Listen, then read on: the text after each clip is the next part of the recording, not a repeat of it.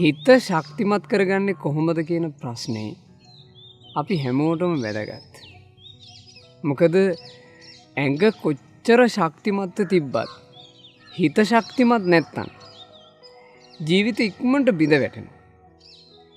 ODC, overthinking, stress වගේ තත්ත්ව බලවත් වෙනවා. ඒ නිසා අපිට වැදගත් ශක්තිමත් හිතක් තිබීම. ඒ උදෙසා මේ කාරණා තුන ඔබට ගොඩාක් වටීවි. 1. පෙර සූදානම. ශක්තිමත් හිතක් කියන්නේ මොකක්ද? අපි ඒක කලින් දැනගෙන ඉන්න ඕන. ශක්තිමත් හිතක ස්වභාවය මොකක්ද? ඒක අපි තේරුම් අරන් ඉන්න ඕන. බුදුරජාණන් වහන්සේ දේශනා කළා ශක්තිමත් හිත මේ වගේ සේලෝ යථා ඒක ගනෝ වාතේන සමීරති. මනවින් පිහිටි ගල් කුලක් කොච්චර හුලං හැමුවත් හෙල්ලෙන්නේ. ඒවං නින්දා පසංසාසු න සමිජ්ජන්ති පණ්ඩිතා. ආන්ගේ වගේමයි ශක්තිමත් හිතක් තියෙන නුවණැත්තා නින්දා කොච්චර ආවත් ප්‍රශංසා කොච්චර ආවත් හෙල්ලෙන්නේ. මනවින් පිහිටි ගල් කුල වගේ. මේ තමයි ශක්තිමත් හිතක ස්වභාවය. මේ ලෝකේ අපේ ජීවිතේට එන්න තියෙන ලෝක ධර්ම තියෙනවා. ඔබ අහලා තියෙනවා. නින්දා ප්‍රශංසා මේ ජීවිතේට එනවා. ලාභ අලාභ මේ ජීවිතේට එනවා. යස අයස ඒ කිව්වේ පිළිගැනීම ප්‍රතික්ෂේප වීම මේ ජීවිතේට එනවා. සැප දුක් මේ ජීවිතේට එනවා. මේ දේවල් ජීවිතේට එනකොට හිතක් කැළඹිලා යන්නේ නැත්තම් ආන්ගේ හිත ශක්තිමත්. අපි ඒ නිසා පෙර සූදානමක් ඇති කරගන්න ඕන. කල්ැතු අපි දැනගෙන ඉඳලා පෙර සූදානමක ඉන්න ඕන. මගේ ජීවිතේට ලාභ විතරක් නෙමෙයි එන්නේ. අලාභත් එනවා. ජීවිතේට පැසසුම් විතරක් නෙමෙයි එන්නේ. නින්දාත් එනවා. ජීවිතේට පිළිගැනීම විතරක් නෙමෙයි එන්නේ. ප්‍රතික්ෂේප විමුත් එනවා. හිතවතුන් ආදරය කරන අය එහෙම පිරිසක් විතරක් නෙමෙයි ඉන්නේ.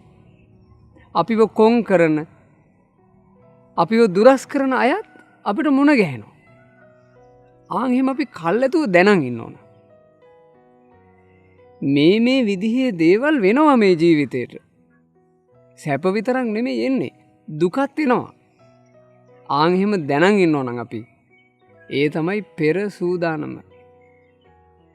ශක්තිමත් හිතකින් මුහුණ දීම උදෙසා පෙර සූදානමකින් ඉන්න ඕන.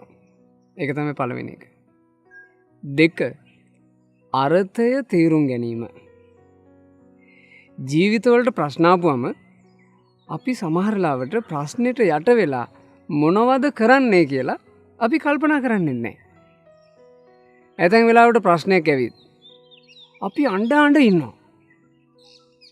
අඬනවා ඇරෙන්න අපේ කල්පනාවක් නෑ දැන් මේක ඇඬුවා කියලා විසඳෙයිද? අපිට කල්පනාවක් නෑ. අපි එක්කෝ අපේ ප්‍රශ්නේ සමාජ මාධ්‍යවල එක පෝස්ට් විදිහට දදා ඉන්නවා. හැමදාම දිනපතා පෝස්ට් හදාද දානවා තමන්ගේ ප්‍රශ්නේ. අපිට කල්පනාවක් නෑ දැන් මෙහෙම පෝස්ට් දදා ඉඳලා මේකෙන් මට විසඳුමක් තියෙයිද? හම්බෙන කෙනාට ප්‍රශ්න කී කියනවා. අපි කල්පනා කරන්නේ මන් දැන් මෙහෙම කර ඉඳලා මගේ ප්‍රශ්නේ විසඳෙයිද? ගොඩාක් අයගේ හිත බිඳ වැටෙන්න තියෙන ප්‍රධානතම හේතුව අර්ථය කල්පනා නොකිරීම. ඒ නිසා ඔබ තේරුම් ගන්න කල්ැතුම අපේ ජීවිතය ඇතුලේ ප්‍රශ්න, අභියෝග, ඊළඟට ප්‍රතික්ෂේප වීම මේ වගේ දේවල් එනවා. ඒ දේවල් එද්දී අර්ථය තේරුම් අරගෙන කටයුතු කරන්න ඕන. මං මේ වෙලාවේ කළ යුත්තේ මොකද්ද? මේ කරන දේ තේරුමක් ඇති දෙයක්ද? ආන් එහෙම කල්පනා කරන්න ඕන. නැත්තම් ප්‍රශ්න තියෙන කාලේ අපි තේරුමක් නැති දේවල් කරන්න ගිහිල්ලා ආපු ප්‍රශ්නෙට වඩා බලවත් ප්‍රශ්නයක් අපි හදාගන්නවා. ඒ දේවල් වලට තමයි ඕවර් තින්කින්, ස්ට්‍රෙස්, ඔය නොයෙක් විදිහේ තත්ත්වයන් බවට පත් වෙන්නේ ආන් ඒ දේවල්. ඇයි අපි ඒ වෙලාවේ කළ යුතු දේ නෙමෙයි කරන්නේ. ඒ නිසා වැදගත් දෙයක් අර්ථය තේරුම් ගැනීම. 3 ආදරේ දැක්වීම. කාටද ආදරේ දැක්විය යුත්තේ? ඔබට ආදරේ දැක්විය යුතුයි. ජීවිතේට මොන හැලහැප්පිලි මොන ප්‍රශ්න ආවත් ඔබට ආදරේ දැක්විය යුතුයි. ඔබට ආදරේ කරන්නේ නැත්නම් පරිබාහිර කිසිවෙක් ඔබට ආදරේ කරන්නේ නැති වෙයි. ඒ නිසා මොන ප්‍රශ්නයක් ඇවිත් තිබ්බත් තමන්ට තමන් ආදරය කරන්න, තමන්ට තමන් කරුණාවන්ත වෙන්න, තමන්ට තමන් මෛත්‍රියක් ඇති කරගන්න. එතකොට තමන්ට හිතෙයි මම මේ ප්‍රශ්නේ තුලම කාල් ගැවි ඉඳලා හරියන්නේ නැහැ. මං ගොඩ යා යුතුයි. මම මේකට විසඳුමක් හොයාගත යුතුයි. ඒකට මගේ හිතට හයිය දෙන කෙනෙක්ව මං ඇසුරු කළ යුතුයි.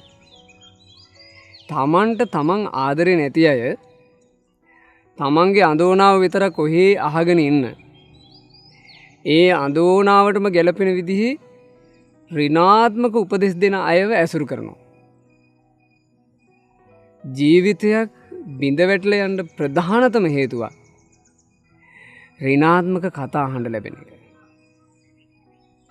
අහන්න ලැබෙන්නේ ඍණාත්මක දේවල් නම් වැටිලා ඉන්න මිනිස්සයා තව වැටෙනවා. මානසික පීඩනයකින් ඉන්න මිනිසයාට තවත් පීඩනයක් දෙන දෙයක්ම නම් එයා ඇසුරු කරන්නේ. එයාගේ පීඩනේ තව බලවත් වෙනවා. මේකට ප්‍රධානම හේතුව තමන්ට ආදරේ නැතිකම. ඒ නිසා ඔබ මොන හැලහැප්පිලි වල ජීවිතේ තිබුණත් ඔබ ගැන තියෙන ආදරේ නම් දශමයක්වත් අඩු කරගන්න එපා. තමන්ට ආදරේ දක්වන්න. තමන්ට මෛත්‍රිය දක්වන්න. තමන් ගැන කරුණාවන්ත වෙන්න. මේ අලාභාවා කියලා මං බිඳ වැටිලා බෑ. ප්‍රතික්ෂේප වීම වුණා කියලා මං වැටිලා හරියන්නේ.